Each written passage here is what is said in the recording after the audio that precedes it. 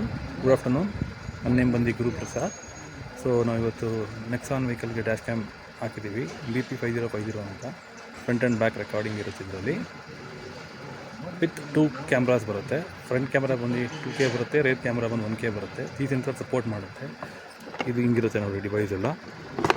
ಇದು MRP ಬಂದು ನಿಮಗೆ 12,990 ಇದೆ.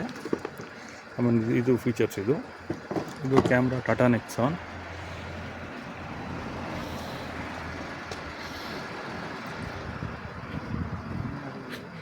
ಇದು ಒಳಗಡೆ ಈ ಥರ ಬರುತ್ತೆ. ಒಂದು ನಿಮಿಷ ಸರ್. ಇದು ವಿತ್ ವೈಫೈ.